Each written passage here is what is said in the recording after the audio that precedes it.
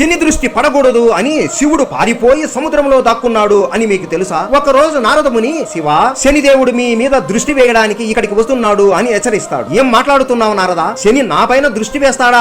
నేను ఎవరినో తెలుసు కదా, అది అస్సలు సంభవం కాదు. అయినా శని నన్ను చూస్తేనే కదా శని దృష్టి నాకు తగిలేది. నేను ఎక్కడికి వెళ్లి దాక్కుంటానంటే ఎన్ని యుగాలు అయినా శని ఎంత ఎక్కడ వెతికినా నా ముఖం కూడా చూడలేడు అని పరిగెత్తుకుంటూ గంగా నదిలోకి మునిగి 100 సంవత్సరాలు గంగా నదిలోనే జల సమాధిలా జ్ఞానం చేస్తూ ఉన్నాడు. 100 సంవత్సరాల తరువాత నది నుండి బయటికి రాగానే అక్కడ శని నిలబడుకుని ఉంటాడు. శివుడు నవ్వుతూ, చూశావా శనిదేవా, నువ్వు నన్ను కనిపెట్టలేకపోయావు అని అనగా, భోలేనాథా, నేను మిమ్మల్ని మీరు వెళ్ళిన మొదటి రోజే కనిపెట్టాను. మీరు ఇన్ని సంవత్సరాలు ఇంత చల్లని నీళ్ళలో ఊపిరి ఆపుకుని నీటి కింద దాక్కుని ఉన్నారు కదా, అదే స్వామి నా శని దృష్టి మీ మీద అని అంటాడు. శివుడు తల పట్టుకుని నవ్వుకొని నమస్కరించి, నీ ఒకరి దృష్టి నుండి ఎవ్వరూ పారిపోలేరు, ఆఖరికి దేవుడు కూడా నీ దృష్టి నుండి పారిపోలేరు అని అంటాడు. జై శనిదేవో భవ.